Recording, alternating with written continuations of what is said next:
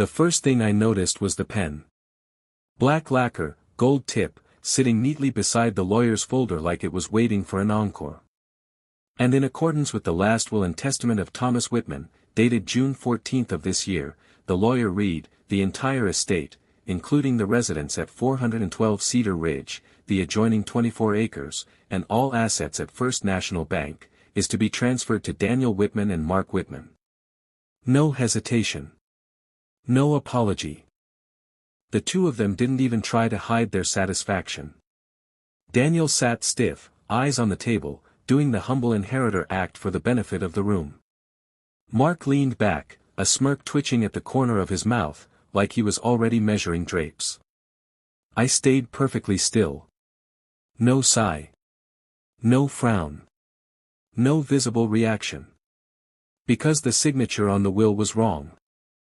My brother's penmanship had been a slow, deliberate scrawl since the stroke 2 years ago. His left hand shook just enough to leave the occasional tremor in the ink.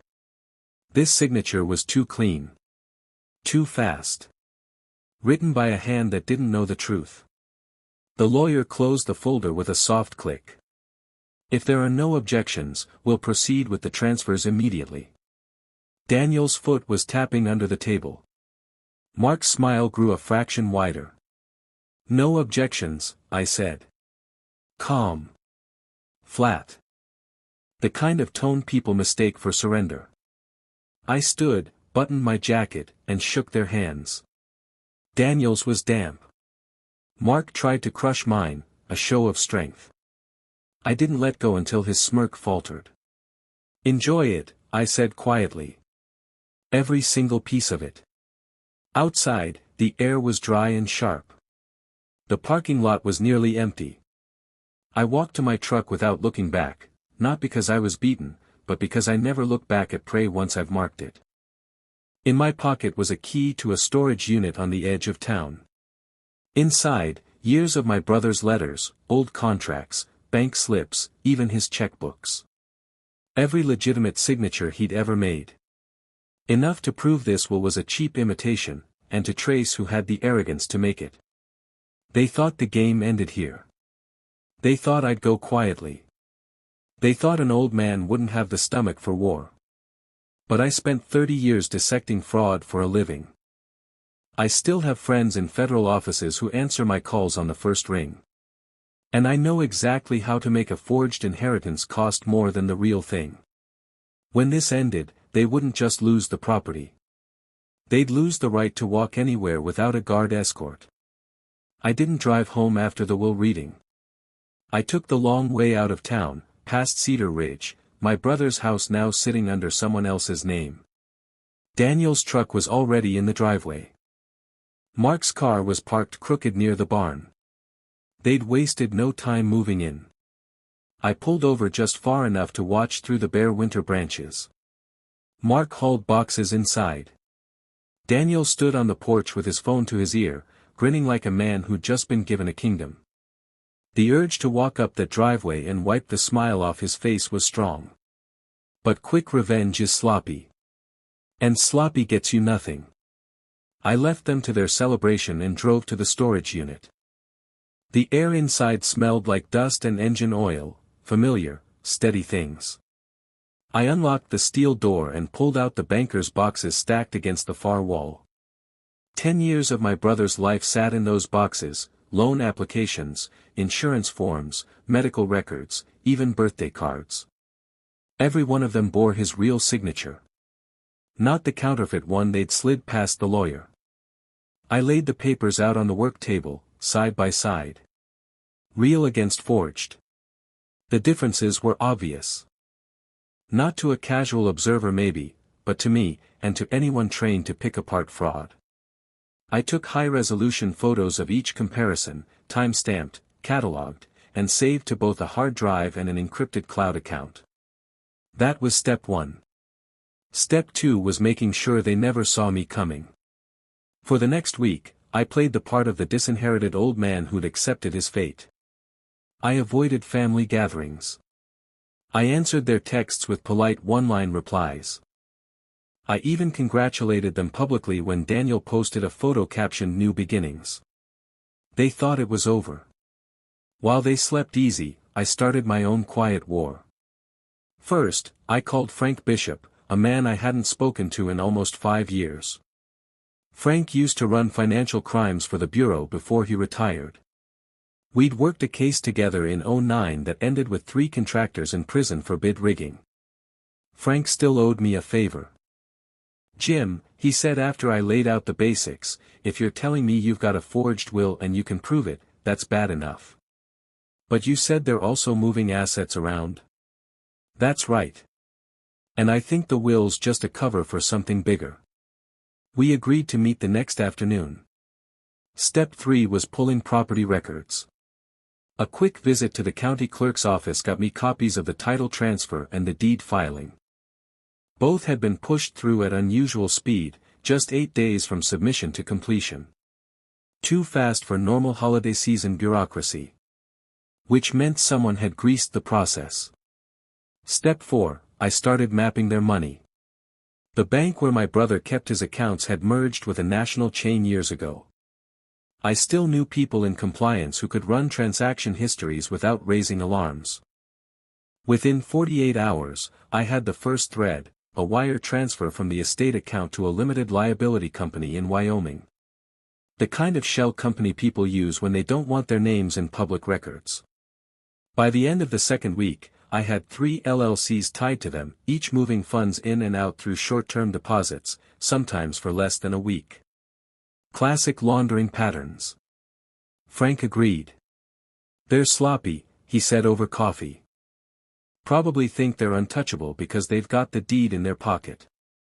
But if this crosses state lines, and it already has, it's federal." I didn't smile. I don't smile during work. Instead, I went home, sat at my kitchen table, and wrote out the rest of the plan. It wasn't about just getting the property back anymore. This was about stripping them of everything, the house, the land, the accounts, and the illusion that they could take what was mine without consequences. 6 months from now, when the doors closed behind them, they'd understand exactly what I meant when I shook their hands and said, "Enjoy it." Frank and I agreed on one rule. No accusations. No open moves. Not yet. Everything had to look like acceptance, right up until the moment it didn't. I started with proximity. Not to them directly, but to the places they couldn't resist frequenting. The Cedar Ridge property had a feed store half a mile away, a diner just past the intersection, and the same bar my brother used to visit on Fridays. If Daniel stopped in for a beer, I made sure I was already there, nursing a coffee in the corner. If Mark came in for feed, I'd be at the counter, talking with the clerk about weather and hay prices. Never confrontational. Always polite. Let them see me as the quiet, irrelevant uncle. While I was visible, Frank stayed invisible. He pulled quiet favors from old bureau contacts, nothing official yet, just background sweeps. LLC filings. Vehicle registrations. Known associates. One of those LLCs in Wyoming had a sister company in Nevada, which happened to hold title to a cabin rental business that had never hosted a single guest. Another red flag. My end was local. I started making friends with the people who worked for them. Laborers, delivery drivers, anyone paid in cash. I didn't ask questions. I just listened. People who get their wages late talk more than they think. By the end of the first month, I knew Daniel was funneling money from the estate account into investment projects that never materialized. I knew Mark had a bad habit of talking too much when he drank, especially about getting the old man out of the way. That last part needed proof. So I bought a pen. Not just any pen, a microcamera model I'd used years ago during an internal embezzlement case. Left in the right place, it could record 8 continuous hours of audio and video without anyone suspecting a thing. I left it behind at the bar one Friday, right where Mark liked to sit. The bartender, an old friend of mine, found it, forgot to put it in Lost and Found, and set it aside for me the next day. When I reviewed the footage, there it was, Mark, laughing with a friend about how easy it had been. Uncle Jim didn't even put up a fight. We'll flip the land in a year, maybe 2, and be done with it. He'll be lucky if he's still around by then. His friend asked if the will was risky. Mark shook his head. Paperwork's clean. Got it signed before the old man knew what was happening. That was the phrase I needed, got it signed. Frank's reaction was immediate. That's admission of fraud, and if the signature's forged, we can prove intent. Keep going. So I did. I had a trail camera installed near the back fence line of Cedar Ridge, camouflaged in the tree line. It picked up every truck, every delivery, every midnight meeting they thought was private. One night it caught Daniel meeting with a man I recognized from one of Frank's photos, a known money mule tied to laundering operations in 3 states. That connected the inheritance to an active criminal network. And that changed the stakes. I wasn't just a man fighting for what was mine anymore. I was a witness building a case that could bury them under more charges than they could count. The first strike had to be small. Just enough to make them stumble, not enough to make them look for the hand that pushed. I started with their comfort zone, cash flow. The Cedar Ridge property wasn't just a house and land, it was the hub for their side deals. Equipment storage, feed reselling, under-the-table rentals to friends who paid in envelopes. All of it ran on a steady drip of estate money. I knew exactly where that money was coming from, and who handled it. 2 phone calls to the right people in compliance departments, framed as routine verification for unrelated matters, were enough to flag their accounts for irregular activity. Nothing froze yet. But the next time they tried to move a large sum, the bank would require additional review. In plain English, delays, questions, and paperwork they didn't have the patience to answer. It took exactly 9 days. Mark went into the branch to transfer $18,000 to the Wyoming LLC. The teller, a woman I'd once helped secure a loan when her own bank refused, politely told him it would take 3 business days.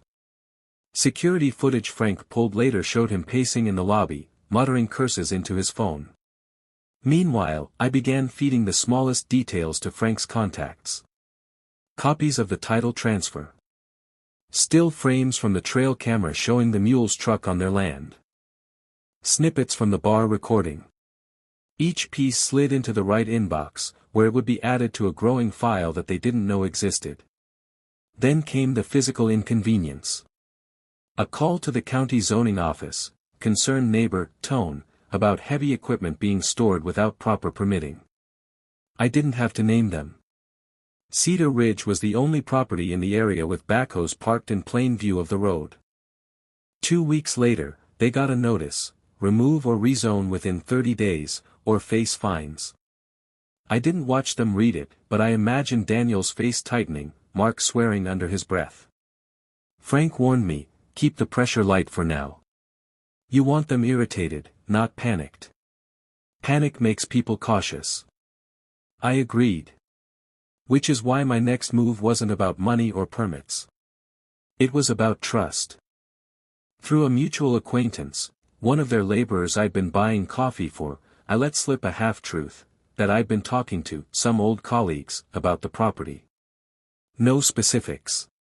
Just enough for the words to reach Daniel and Mark through the natural gossip chain. If they heard I was sniffing around but didn't know where or how, they'd start watching shadows. And when you start watching shadows, you stop watching your own feet. The trick to escalation is rhythm. Not all at once, that spooks prey into running. You hit them, wait for the bruise to fade, then hit them again from another angle. The first new bruise landed on a Monday morning. Daniel's truck was parked out front of Cedar Ridge when the county inspector arrived. The zoning notice I'd triggered had matured into a formal site visit. I wasn't there, but Frank's source in the clerk's office said Daniel tried to talk his way out of it, failed, and was handed a fine schedule he couldn't ignore. 3 days later, a letter arrived from the State Agricultural Board, anonymous tip about unlicensed feed reselling. That tip had come from the receipts I'd quietly taken photos of at the feed store, sent in with a date and time. The board didn't accuse them of anything outright, but they demanded records, invoices, and proof of licensing. That meant audits. Audits meant attention. Attention was poison to people with something to hide. While those bureaucratic snakes slithered closer, I went after their social footing. Mark liked to boast about his clean record in the small business community. I fed a quiet word to the editor of a regional agricultural newsletter, an editor I'd known since my auditing days. I didn't accuse, I simply wondered aloud if they'd heard about the rezoning issue and the state board inquiry, because someone told me it was connected to Cedar Ridge. The editor bit. 2 weeks later, a short, polite piece ran, "Prominent local property faces multiple compliance questions." No names. But everyone in a 50-mile radius knew which property it was. Frank kept collecting. His retired bureau network was now monitoring the Wyoming and Nevada LLCs directly.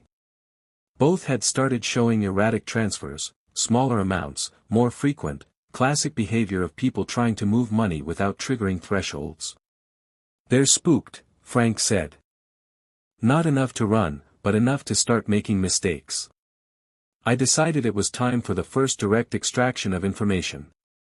The mule from the trailcam footage, name was Howard, drank at the same bar as Mark, but earlier in the day. I made a point of being there when he came in, buying the next round without introducing myself. The second time, I let him talk. Men like him always do. By the end of the week, I knew the LLCs weren't just for laundering inheritance cash. They were part of a flow-through system moving stolen farm equipment across state lines. That meant interstate commerce fraud. That meant federal jurisdiction.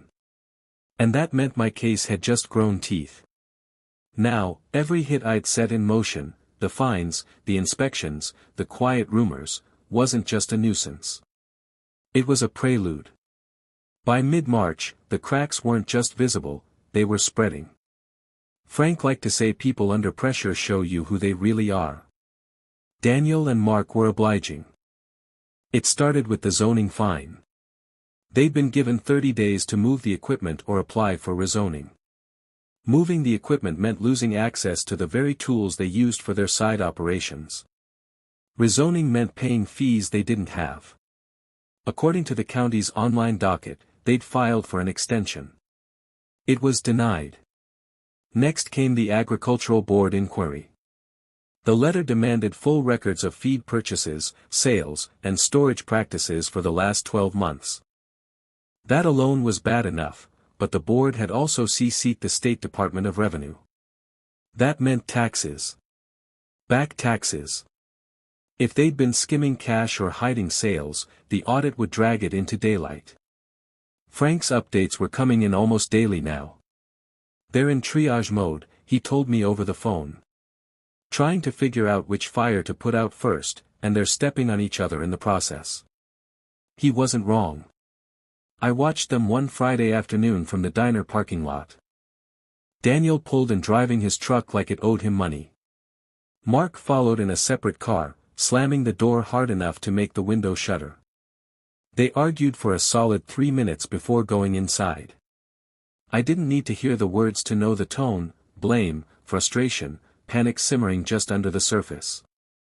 The diner waitress, a woman who'd been there since my brother's day, caught me watching.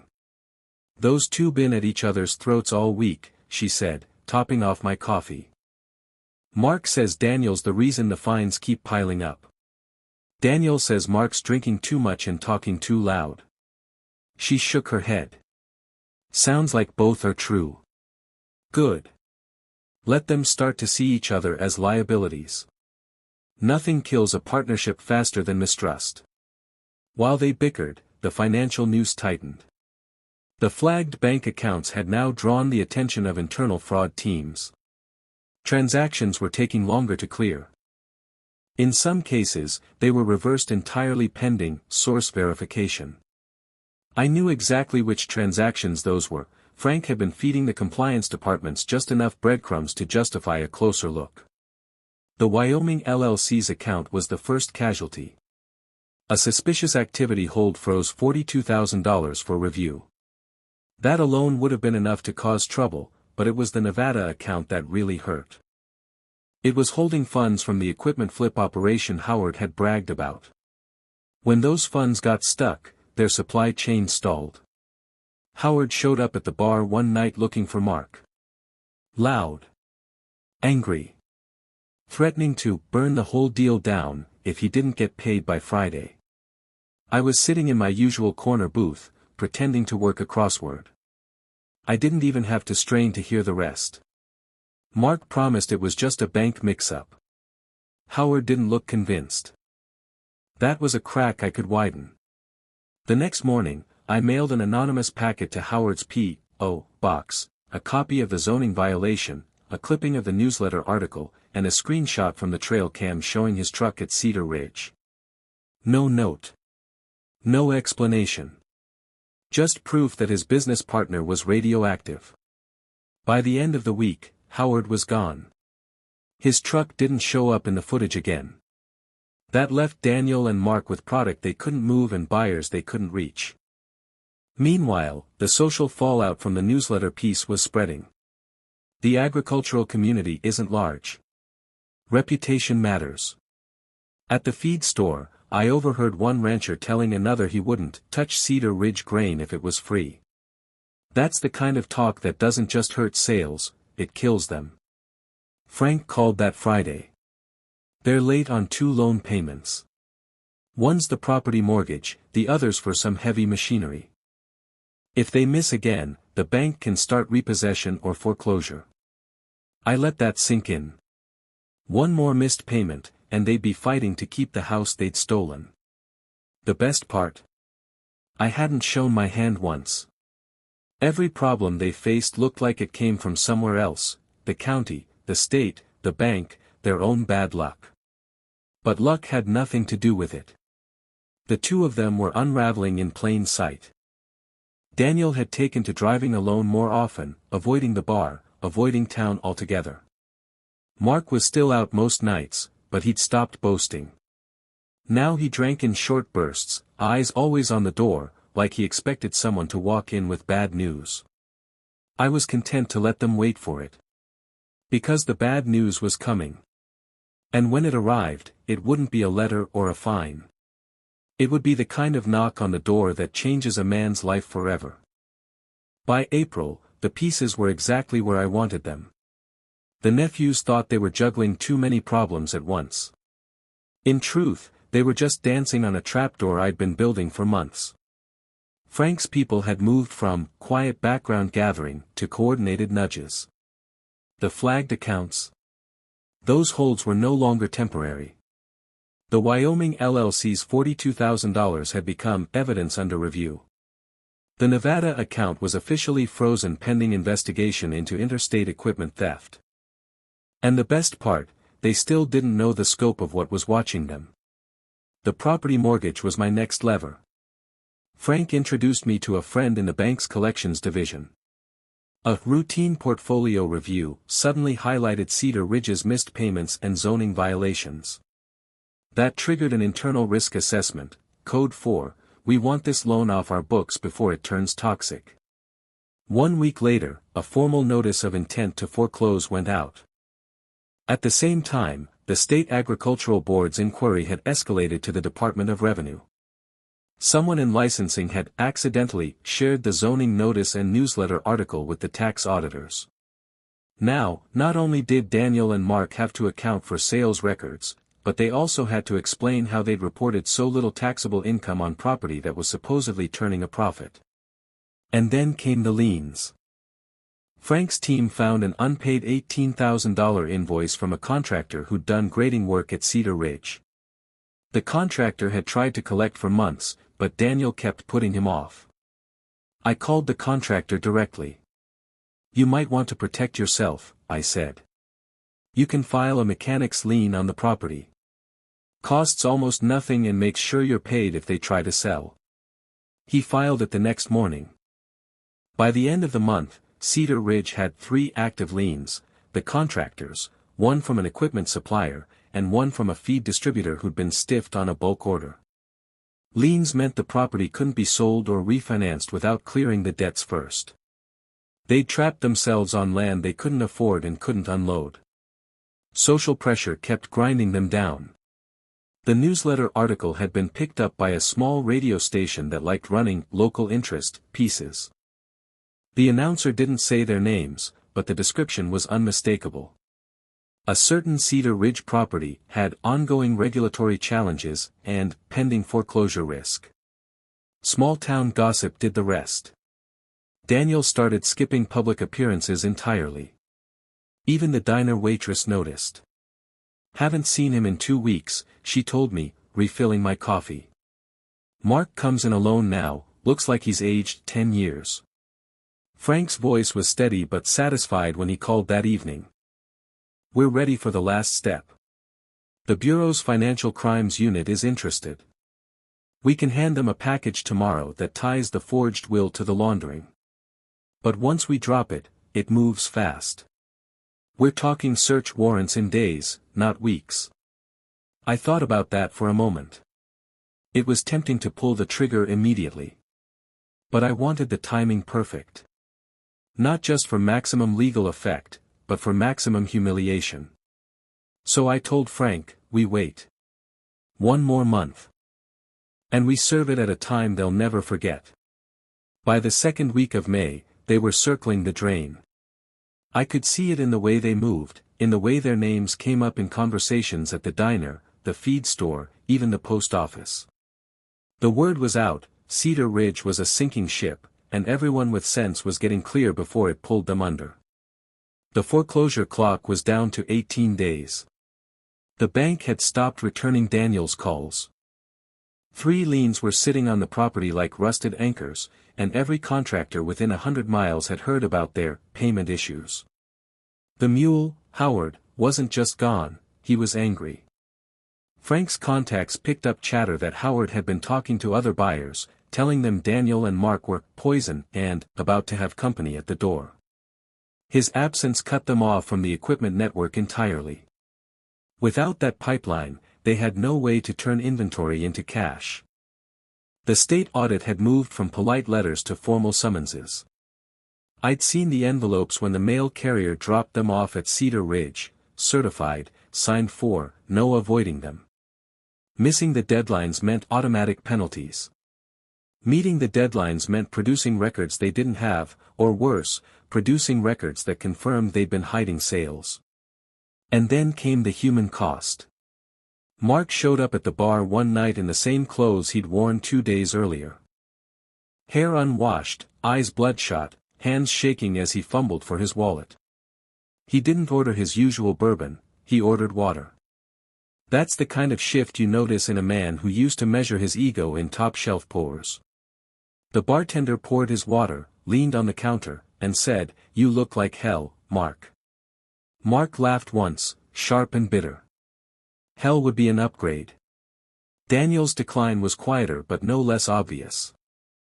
The trail camera caught him out back at Cedar Ridge at 2 in the morning, pacing the yard, cigarette glowing in the dark. He'd walk 10 paces, stop, look toward the house, then keep pacing. You don't pace like that unless you're counting debts in your head. I didn't need Frank to tell me their partnership was collapsing, but he told me anyway. "They've started blaming each other in front of third parties," he said over the phone. "Mark says Daniel's mismanaging everything.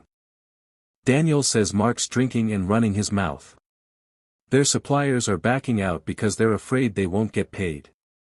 That was the opening I'd been waiting for. Desperation turns enemies into beggars. It was Mark who broke first. He called me at 7:42 on a Tuesday evening. I let it ring until it went to voicemail. A minute later, the message came through. "Jim, look, I know things have been tense, but we need help. Daniel's made a mess of the accounts, and the bank's about to take the house. I know you have the money. Just, call me back, okay?" I didn't call. 2 days later, Daniel showed up in my driveway. I watched from the front window as he stood there for a full minute before knocking, 3 short raps, no confidence in them. When I opened the door, he tried a smile. "Uncle Jim, can we talk?" I let him stand there in the sun while I answered. "About what?" About everything. We might have been wrong about how things went with Dad's will. But that's not important right now. We're in trouble. The bank." I cut him off. "The bank is doing its job. You should have thought about that before you signed anything." "Please," he said, voice cracking. "We'll make it right. Just help us through this, and we'll." I shut the door. Not slammed. Just shut it. The next day, Frank called. "The bureau's ready to move. We've got the will forgery, the LLC laundering, the equipment theft, and the tax evasion all tied together. One package. But here's the thing, we can time the warrants for whenever you want." I looked at the calendar. Memorial Day weekend was coming. Cedar Ridge had always hosted a big family cookout for the holiday. If they were still clinging to any scrap of social credibility, that would be their last chance to show it off. "That's the day," I told Frank. "You make sure they're sitting down with their friends when it happens." "Understood," he said. And I could hear the smile in his voice. For the next week, I kept my distance. Let them think maybe I was softening. Let them hope. That hope would make the drop sharper. Every day that passed, the foreclosure clock ticked louder, the liens gathered dust, and the certified letters from the state piled up unopened on their kitchen counter. They'd stolen my inheritance. Now, I was about to take something they couldn't replace, the last shreds of their dignity. Memorial Day at Cedar Ridge had always been my brother's tradition. Burgers on the grill, sweet tea in mason jars, half the county dropping by over the course of the afternoon. Daniel and Mark had kept the tradition alive this year, not out of sentiment, but out of image. They needed to look like everything was fine, like Cedar Ridge was still the center of something. By noon, the driveway was packed. Pickup trucks lined the shoulder of the road. Country music spilled out from a pair of portable speakers set up on the porch. The smell of grilling meat carried across the pasture. From the tree line near the back fence, I could see clusters of guests scattered across the lawn, talking, laughing, pretending they didn't know the place was weeks away from foreclosure. Frank had timed it perfectly. He and I had spoken twice the night before, going over the sequence. The agents would move in at 3 o'clock sharp, late enough that everyone was comfortable, early enough that most guests were still there.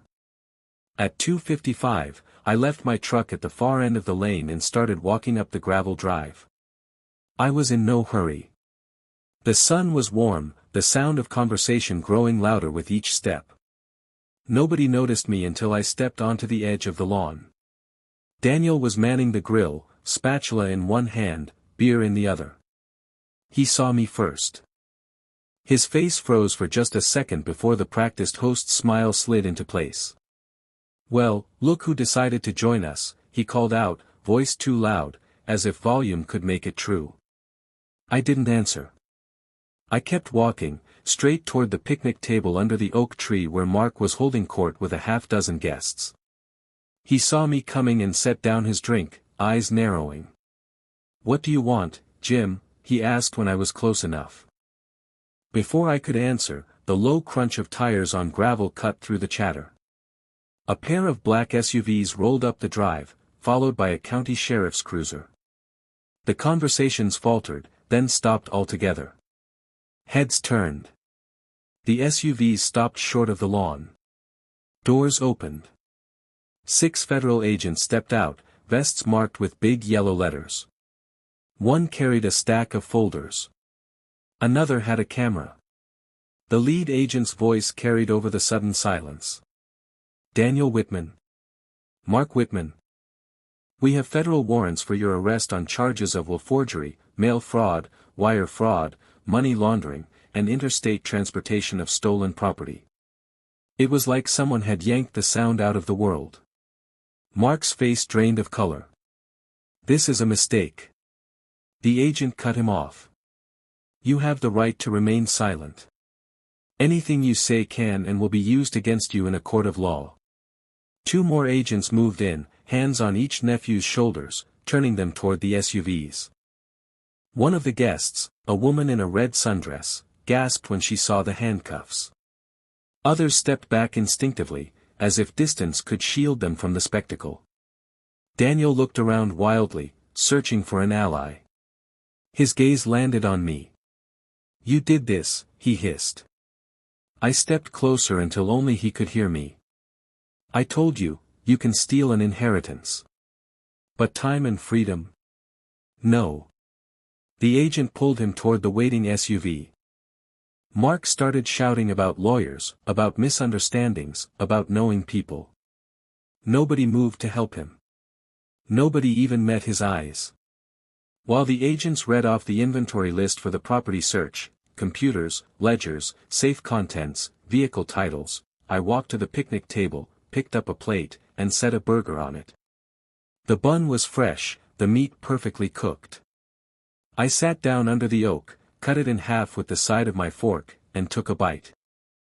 Around me, the guests pretended to busy themselves with cleanup, but I could feel their eyes on me, the unspoken questions hanging in the humid afternoon air.